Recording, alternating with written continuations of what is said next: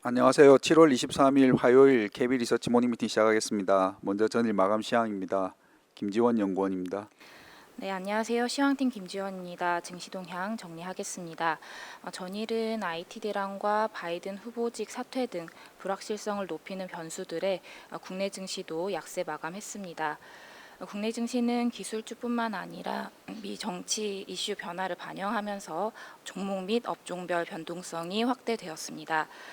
대형 기술주에만 집중되던 차익 실현 욕구가 업종 전반으로 확산된 가운데 의약품, 금융, 화장품 등만 상승했습니다. 특히 화장품은 우호적인 수출 데이터 확인에 강세를 보였습니다.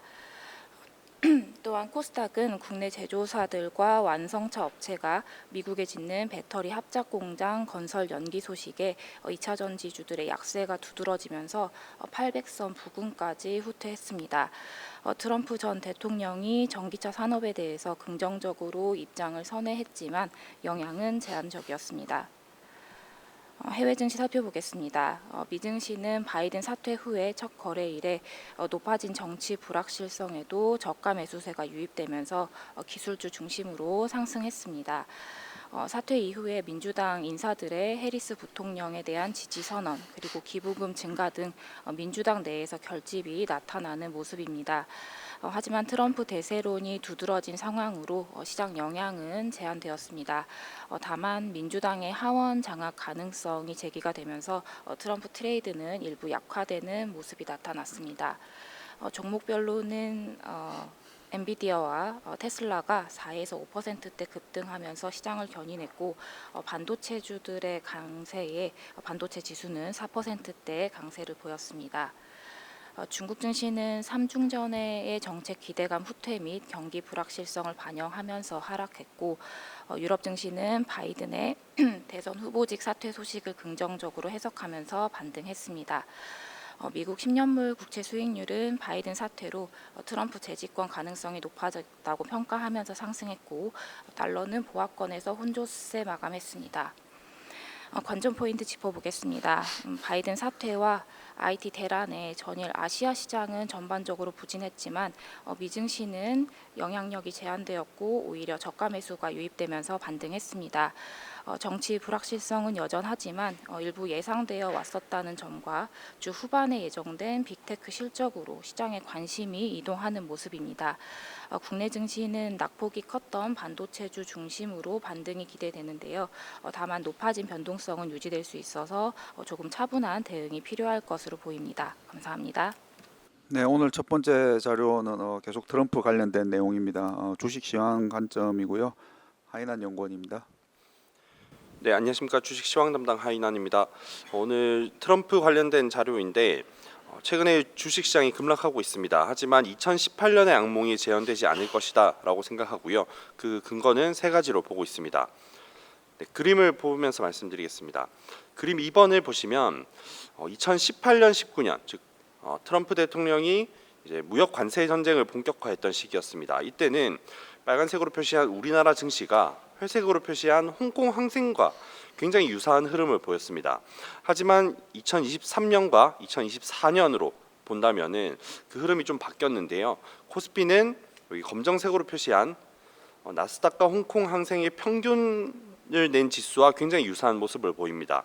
즉 2018년, 19년과는 다르게 중국에 연동되는 정도가 좀 덜해졌다라고 판단할 수가 있겠고요.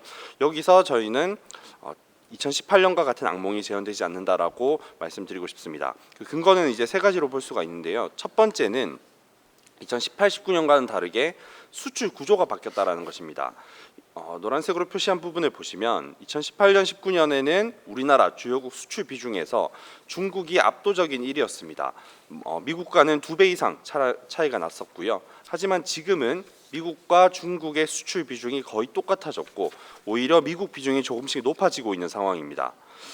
수급 측면에서도 차이를 확인할 수가 있는데 2018년, 19년에는 MSCI 이머징 마켓에서 중국이 차지하는 비중이 30%가 넘었습니다. 하지만 지금은 중국 비중이 25%로 감소했고 인도와 대만 비중이 19%대로 올라왔습니다. 즉 18년, 19년에는 외국인들 입장에서 이머징 마켓을 트레이딩할 때 중국을 바라보고 트레이딩하는 시장이었지만 지금은 중국만 바라보고 투자하기에는 인도와 대만 비중이 상당히 높아졌다는 차이가 있습니다. 따라서 과거와는 다르게 이머징 마켓 자체가 중국에 연동되는 정도가 덜해지고 있다라고 말씀드릴 수가 있고요. 마지막으로 세 번째는 연준의 통화 정책 차이입니다.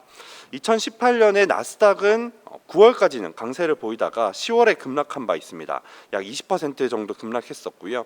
당시 하락 이유로 꼽혔었던 거는 소비재 품목에 대한 관세 부과가 본격화했다는 점, 그리고 연준의 금리 인상이 가속화했다는 점, 이 두 가지가 꼽힙니다. 하지만 그때와는 다르게 지금은 금리 인하를 곧 앞두고 있는 금리 인하 가능성을 반영하는 시기라는 점에서 차이가 있다라고 볼 수가 있겠습니다. 따라서 2018년 정도의 급락은 없을 것이다라고 말씀드리겠습니다. 이상입니다.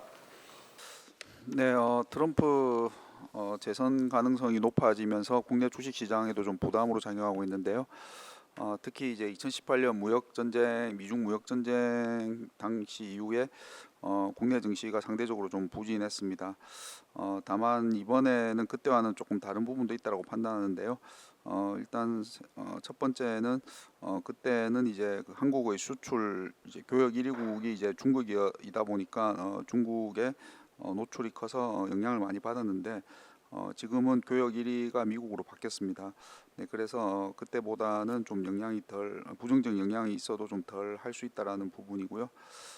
또한 이제 통화 정책적인 측면입니다. 당시는 시장 예상보다 당시 파월 의장이 금리 인상을 더 하면서 전반적으로 글로벌 주식 시장에 부담으로 작용했지만 지금은 금리 인상기가 아니고 이제 인하기를 앞두고 있기 때문에 그런 부분에서는 차이가 있다라는 내용입니다. 네, 다음은 글로벌 채권 시장에 관한 자료입니다. 박준호 연구원입니다.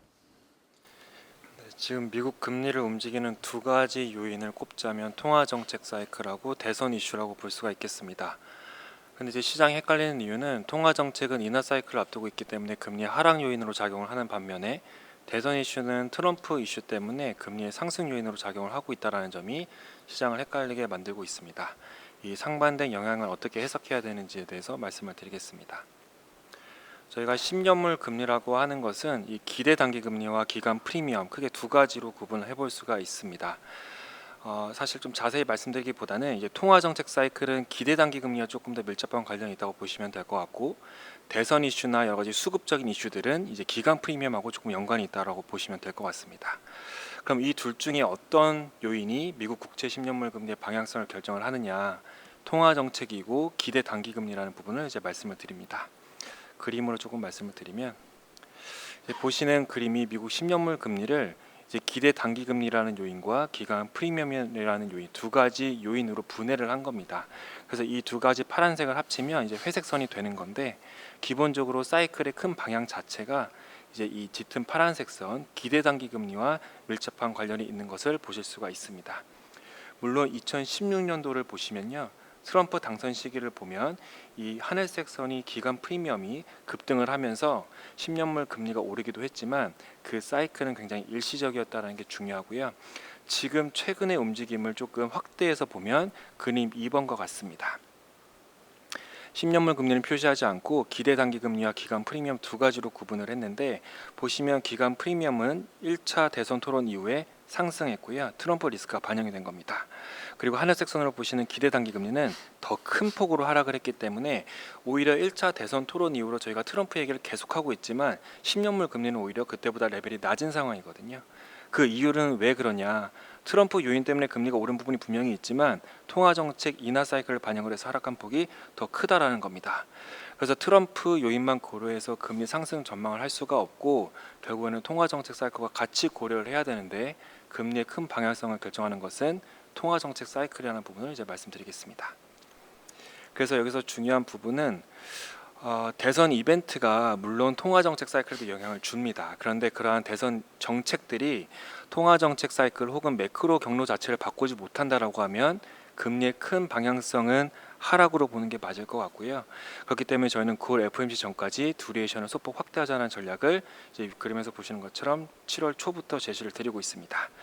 그리고 대선 이벤트는 금리 하락폭을 방해하거나 4분기에 일시적으로 상승하는 요인으로 작용하고 이 부분은 리스크 관리 차원에서 대응을 해야 되는 재료다라고 생각을 하고 있습니다. 지난주 발표된 두 가지 지표를 조금 말씀을 드리겠습니다. 첫 번째 지표는 신규 임차인 임대료 지수가 BLS에서 발표가 됐었습니다. 저희가 디스인플레이션을 전망을 하고 있는데 그 전망의 중요한 변수 중에 하나가 주거비 인플레이션입니다.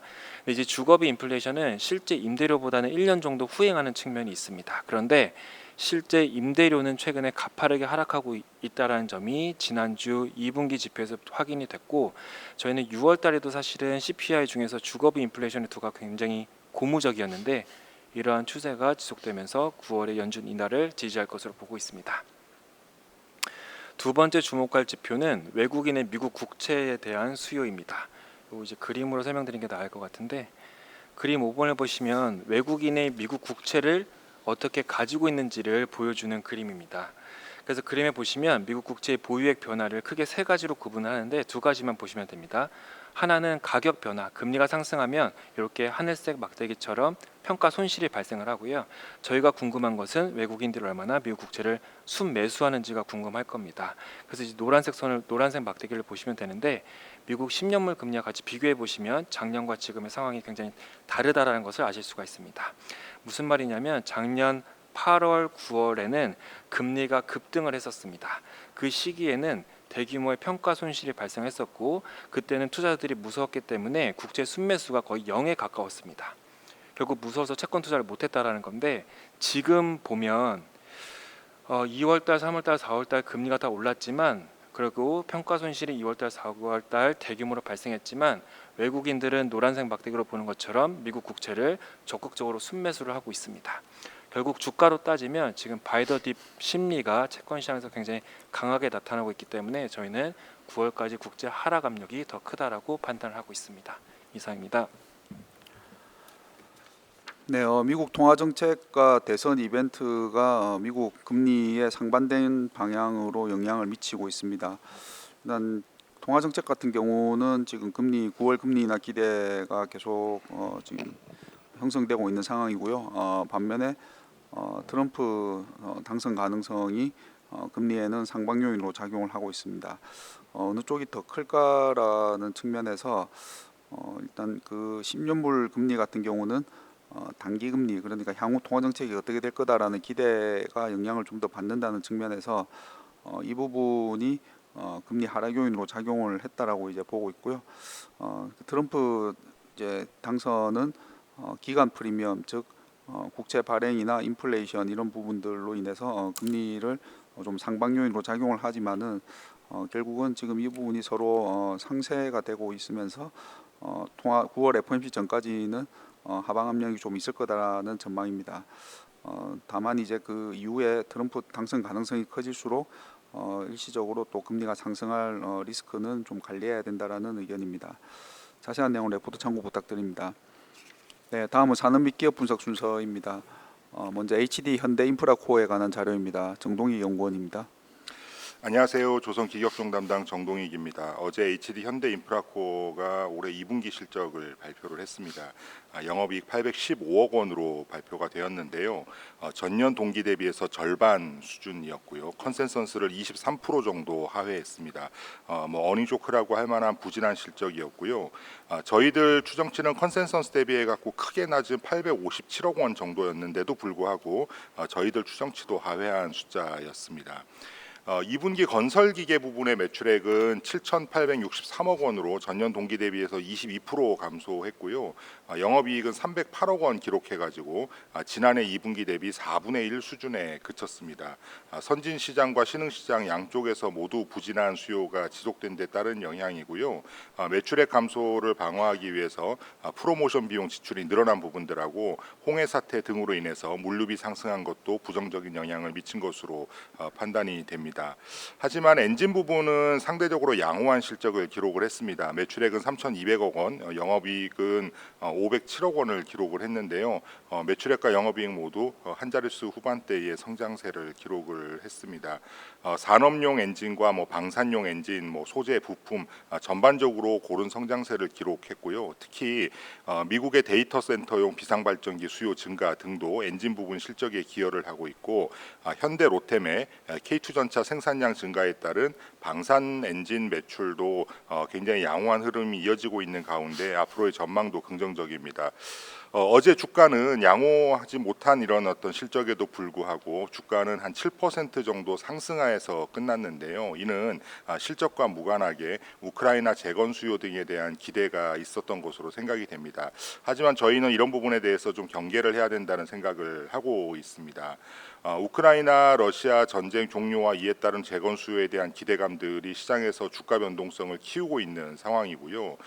HD 현대인프라코어는 우크라이나 굴착기 시장 점유율 20%로 MS 1위 업체입니다. 하지만 연간 판매량은 100대 수준 정도에 불과합니다. 2012년에 미군의 이라크 철수 이후에 3년간 한국산 굴착기의 대이라크 수출은 이전 10년 평균 대비해서 4.5배 정도 증가했습니다. 그러니까 이라크 재건 수요가 존재를 했었고 그 규모도 이전 10년 평균 대비해서 5배 가까운 정도로 강하게 작용을 했었다는 거죠. 하지만 이런 정도의 어떤 재건 수요가 우크라이나에서도 발생한다라고 가정을 해도 수출액은 연간 500억 원에서 1,000억 원 수준에 그칠 것으로 생각이 되고요. 이는 HD 현대인프라코어 전체 매출의 1, 2% 수준에 불과하기 때문에 좀 이렇게 펀더멘탈 외적인 부분들에 너무 의존하는 부분들은 경계가 필요하다는 것이 저희들 생각입니다. 이상입니다. HD 현대인프라코어의 2분기 실적은 매출액 1조 1,082억 원으로 전년 동기 대비 15.7% 감소, 영업이익은 815억 원으로 전년 동기 대비 49.7% 감소를 기록을 했습니다. 컨센서스 대비 낮았던 KB증권 추정치보다도 더 크게 하회하는 좀 부진한 실적을 이제 발표를 했고요. 배경으로는 건설기계는 선진시장과 신흥시장 쪽이 모두 부진했고, 엔진은 주요 제품들의 고른 성장으로 모두 성장세를 기록을 했습니다. 다만 그럼에도 불구하고 주가의 최근에 변동성이 좀 커지는 부분은 러시아 우크라이나 전쟁 종료와 이에 따른 우크라이나 재건 수요에 대한 기대가 좀 반영된 부분이 있는데요. 실적 펀더멘탈에 대비해서 좀 지나친 기대는 경계가 필요하다라는 의견입니다. 네, 다음은 2차 전지 소재에 관한 자료입니다. 이창민 연구원입니다. IT 애널리스트 이창민입니다. 바이든 대통령이 대통령 후보직에서 전격적으로 사퇴를 했습니다. 그간 고령에 따른 건강과 관련된 논란을 겪어왔고, 특히 지난 6월 27일 첫 대선 후보 TV 토론 이후 이런 우려가 증폭이 된 바 있는데, 결국 후보직에서 사퇴를 결정을 했고 부통령인 카말라 해리스를 지지한다고 공식적으로 밝혔습니다. 3개월여 앞둔 미국 대통령 선거에서 민주당이 승리할 경우 2차전지 섹터의 주가 상승 흐름이 예상이 됩니다. 해리스 부통령은 검사 출신으로 사상 첫 흑인 여성 연방 상원 의원이며 트럼프 후보 대비 상대적 강점 3가지를 가지고 있습니다. 첫 번째는 현재 59세인 나이입니다. 트럼프 후보는 그가 고령이라고 비난했던 바이든 대통령과 불과 3살밖에 차이가 나지 않는 78살입니다. 두 번째는 선거 트렌드입니다. 최근 글로벌 선거 트렌드는 최애를 뽑는 것이 아닌 차악을 선택하는 흐름이 짙어지고 있는데, 이러한 상황에서 비호감도가 낮고 젊은 대안 후보의 출마는 극단적인 성향의 트럼프 후보와 대조될 것으로 예상합니다.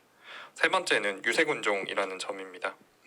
지난 대선에 이어 이번 대선에도 미국 유색인종들이 스윙보터 역할을 할 것으로 전망이 되고 있는데, 트럼프 후보의 지지율 상승 배경에 유색인종들의 지지율 상승 비중이 상당한 것으로 추정되는 만큼 아시아계 흑인인 해리스 부통령은 이들의 지지율을 흡수할 수 있는 배경을 가지고 있는 것으로 판단하고 있습니다.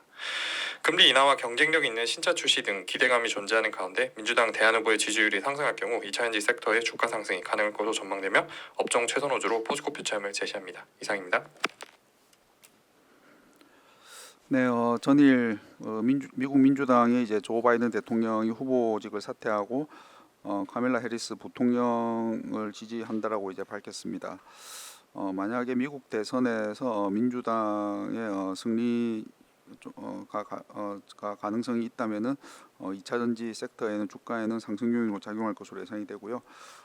향후 금리 인하 역시 2차 전지 섹터의 주가의 상방 요인이 될 것으로 판단하며 업종 최선호주로는 포스코 퓨처엠을 제시를 합니다. 네, 다음은 인투이티브 서지컬에 관한 자료입니다. 김세한 연구원입니다. 안녕하세요. 미국 주식 종목 담당 김세환입니다. 수술용 의료 로봇을 판매하는 인투이티브 서지컬의 실적이 글로벌 수술 건수로 호조세를 보였지만 주가는 저는 조금 이제 높은 수준이다 이렇게 좀 판단을 하고 있습니다. 실적 발표 이후 주가는 9.3% 크게 증가를 했습니다. 인투이티브 서지컬의 긍정적인 요인을 몇 가지만 좀 살펴보면 첫 번째로는 수술 건수가 지속적으로 증가하고 있다는 점인데 전체 매출에서 지금 현재 50% 이상이 소모품에서 발생하고 있습니다. 그렇기 때문에 수술 건당 거의 한 1,800달러의 현금의 매출이 발생하고 있는 구조는 현금 확보에 굉장히 유리한 구조를 가지고 있습니다. 두 번째로는 신제품으로 출시한 차세대 다빈치 5 모델이 출시가 됐다는 점, 그리고 세 번째는 리스 거래 확대에 따른 고객 저변 확대, 그리고 반복 매출이 증가할 수 있는 점. 2분기 기준으로 리스 매출은 전체 계약의 한 51%를 차지했습니다. 네 번째로는 해외 시장 확장 전략, 특히 아이온 같은 경우는 유럽이나 중국 쪽에서 지속적으로 굉장히 좀 강하게 드라이브를 걸고 있는 그런 제품이기도 합니다. 다만 이제 주가 부분을 조금 살펴보면 최근에 이제 인투이티브 서지컬이 자본금을 좀 많이 쌓으면서 주주환원의 부재가 좀 나타났습니다. 그로 인해서 ROE가 하락을 하면서 이제 주가 멀티플이 64배 정도로 높아진 점, 그리고 장기이익 성장성을 반영한 주가도 상대적으로 고평가되어 있다라고 판단하고 있기 때문에 저희는 운용 비중을 일부 축소해서 가져갈 것을 권고를 드립니다. 이번 실적을 간단하게 한번 살펴보면 매출은 전년 동기 대비 13.6%, 주당 순이익은 25% 정도 증가를 했고요. 글로벌 수술 건수가 17% 정도 증가한 점이 굉장히 호재로 작용을 했습니다. 독일이나 영국, 이탈리아 등에서 유럽 매출이 강세를 보였고요. 이번 분기 기준으로 총 341대의 다빈치 로봇을 판매를 했습니다. 전년 동기 대비는 소폭 증가한 수치입니다. 시스템 설치 기반은 약 9,200대 정도로 전년 동기 대비는 14% 정도 증가했고요. 리스 매출이 전체 매출의 한 51% 정도 차지한 점도 고객 저변 확대라든지 반복 매출 쪽에서는 긍정적 요인이었습니다. 수술 건당 1,800달러 정도의 현금이 발생하고 있는데 이전 분기 대비해서는 20달러 정도 증가를 했고요. 시스템 평균 가격도 3.6% 정도 증가를 했습니다. 자세한 내용은 리포트를 참고해 주시기 바랍니다. 네, 미국 주식 인투이티브 서지컬의 2분기 실적이 매출은 전년 동기 대비 13.6%, EPS는 25.3% 증가하면서 컨센서스를 상회를 했습니다. 배경으로는 수술 건수 증가에 따른 현금 확보와 그리고 차세대 다빈치 5 모델 출시, 그리고 리스 거래 확대 등으로 판단이 됩니다.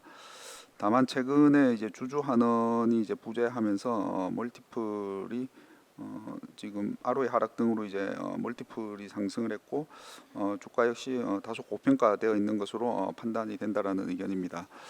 네, 다음은 ASML 홀딩에 관한 자료입니다. 유종호 연구원입니다. 안녕하세요. 미국 기업 분석 담당 유종입니다. ASML 홀딩의 분기 실적은 시장 예상치를 상회했는데요. 미국 정부의 추가 수출 규제 여부에 따른 단기 변동성은 있을 수 있지만 저희는 운용 관점으로 비중 확대 의견을 드립니다. 우선 첫 번째로 하반기 ASML 홀딩의 매출 회복과 내년부터 본격 실적 성장이 기대되고요. 두 번째로는 차세대 EUV 주문에 따른 수주 잔고 증가가 예상되며 마지막으로 장기 이익 성장성을 감안한 상대 주가도 시장과 비슷한 수준까지 낮아졌다라고 판단되기 때문에 운영 관점으로 비중 확대 의견을 드립니다. ASML 홀딩의 12개월선의 ROE 같은 경우에는 54.4%로 동종 기업 대비 높은 수준을 유지 중입니다. 장기 이익성을 감안한 상대 주가 수준도 앞서 말씀드린 대로 PEG 배수가 1.6배로 나와서 산호가 비슷한 수준까지 내려왔고요. 최근 실적을 보면은 이제 2분기 매출액과 주당 순이익은 시장 예상치를 상회했습니다. 신규 장비 수주액은 전년 동기 대비 23.7% 증가했고 노광 장비는 총 89대를 인도했습니다. 올해 가이던스를 보면은 연간 가이던스를 기존 발표한 대로 유지했습니다. 올해 매출은 지난 2023년과 비슷할 것이고 이익률 같은 경우에는 이제 차세대 EUV를 준비하는 과정에서 소폭 감소할 것으로 언급했습니다. 일단 내년 2025년부터 의미 있는 실적 성장을 전망했는데요. 일단 차세대 EUV 주문 같은 경우에는 아직 수주 잔고에 잡히지 않았지만 주문을 대기 중인 수요는 높은 것으로 언급했습니다. 자세한 내용은 리포트를 참조해 주시면 감사드리겠습니다. 감사합니다. 네, ASML 홀딩의 2분기 실적은 예상치를 상회를 했습니다. 연간 가이던스는 유지를 했고요. 매출은 지난해와 비슷하나 이익률은 소폭 감소가 예상이 됩니다. 다만 이제 하반기 이제 매출 회복과 내년으로 갈수록 본격 성장이 이제 기대가 되고 있고요. 미 정부의 추가 수출 규제 여부에 따라서 단기 변동성은 예상되지만은 동종 업종 대비 아직 저평가로 판단한다라는 의견입니다. 오늘 마지막 자료입니다. 일본 주식의 트럼프 관련한 내용이고요. 강효주 연구원입니다. 안녕하세요. 아시아 기업 분석 담당 강효주입니다. 어제는 중국의 트럼프 영향을 좀 말씀을 드렸는데 오늘은 일본 시장에서 트럼프가 당선될 경우에 좀 주의해야 될 섹터들을 좀 짚고 넘어가려고 합니다. 사실상 일본은 미국의 동맹국이라고 많이들 생각을 하시지만 트럼프 1.0 시기에 일본에도 트럼프는 굉장히 많은 무역 압박 그리고 방위비 압박을 가해해 왔습니다. 앞으로 다른 규제 정책들이 어떤 게 나올지는 예측하기는 좀 어렵지만 적어도 미국이 무역 적자를 굉장히 극도로 경계하고 있다는 걸 생각하면 현재와 과거의 대미 일본의 무역 흑자 수준을 좀 비교를 해가면서 어디에서 무역 압박이 시작될지를 짚어보는 것은 굉장히 의미 있다고 생각을 합니다. 실제로 트럼프 집권 3년간 코로나 영향식은 좀 제외를 해야지 될 것 같고요. 3년간 일본의 섹터별 수익률에서 지수를 꾸준히 언더퍼폼한 섹터들이 바로 자동차와 식품과 같이 대일 무역 압박의 전형적인 사례들입니다. 무슨 일이 있었는지 좀 살펴보면 2017년에 트럼프는 당선 직후에 TPP를 바로 탈퇴를 하고요. 그리고 일본의 막대한 대미 무역 흑자를 문제 삼아서 양자 자유무역 협정 체결을 요구를 했습니다. 여기서 요구했던 건 딱 두 가지인데요.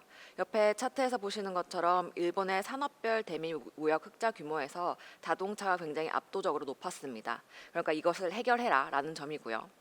그리고 미국은 일본으로부터 농축산품으로부터 더 돈을 좀 많이 벌어왔는데 이걸 완전히 개방을 해서 미국이 돈을 좀 더 벌어갈 수 있게 만들어라 라는 겁니다. 미국은 협상 우위를 달성하기 위해서 이 자동차 부분의 관세를 25%까지 확대할 것이라고 계속 압박을 해왔고요. 결국에 일본은 농축산품 시장을 열어줄 수밖에 없었습니다. 이 부분은 계속해서 적자가 커지는 모습을 관찰할 수 있고요. 반대로 이 자동차 관세 부분은 어떠한 합의도 하지 못한 채 그냥 지나간 일이 있었습니다. 그럼 지금은 어떤 상황인가를 본다면 농축산품 수준은 적자 부분이 커지고 있으니까 미국이 더 이상 건들기는 어렵겠지만 현재 2023년에 자동차 무역 흑자가 대미 무역 흑자가 훨씬 더 커졌다는 것을 관찰할 수 있습니다. 심지어 3년 연속 증가해서 역대 최고치를 기록 중이기 때문에 무역 적자를 굉장히 경계하는 트럼프 입장에서는 마음에 안 드는 포인트가 될 수 있겠죠. 여기에다가 아시는 분들은 아시겠지만 일본 철강사인 저펜스틸이 미국의 US 스틸 인수를 작년부터 계속 시도를 하고 있습니다. 일본 철강사의 가장 중요한 고객이 미국의 완성차 기업이기 때문에 이 US 스틸의 인수 시도는 미국의 자동차 시장을 일본이 계속 먹겠다라는 것을 의미하고요. 당연히 트럼프는 이 부분에 대해서 굉장히 강력하게 반대를 하고 있습니다. 현 상황을 종합을 해보면 트럼프가 재집권을 했을 경우에 일본 자동차 산업에 대한 무역 압박이 굉장히 재현될 가능성이 높다고 생각을 합니다. 특히 북미 매출 비중이 높은 자동차 개별 종목 위주로 트럼프 리스크를 경계할 필요가 있다고 생각을 하고요. 리포트 맨 마지막에 북미 매출 비중이 높은 개별 종목 리스트 첨부해 놓았으니 참고해 주시기 바랍니다. 감사합니다. 네, 미국의 동맹국인 일본에서도 트럼프 재선 리스크를 경계를 하고 있습니다. 특히 이제 그 미국에서부터 무역 흑자를 내는, 그러니까 미국 입장에서는 적자를 내는 업종에 대해서는 경계감이 크고 실제로 트럼프 일기 재임 시에도 일본 섹터 중에서 이제 가장 무역 흑자를 많이 냈던 자동차와 식품 같은 경우는 상대적으로 언더퍼폼하는 모습을 볼 수가 있었습니다. 최근에 이제 일본의 대미 무역 흑자 규모가 트럼프 일기 때보다 훨씬 더 커졌고요. 그 중심에는 자동차가 있습니다. 게다가 지난해부터 일본 철강사 재팬스틸이 미국 US 스틸 인수 시도 완성차 기업의 이제 고객 확보 측면이죠가 있기 때문에 만약에 이제 트럼프 재선 가능성이 높아진다면은 일본 자동차 산업에 대한 무역 압박이 재현될 가능성을 좀 경계하자라는 의견입니다. 자세한 내용을 레포트 참고 부탁드리겠습니다. 네, 이상으로 7월 23일 화요일 KB 리서치 모닝 미팅 마치도록 하겠습니다. 감사합니다.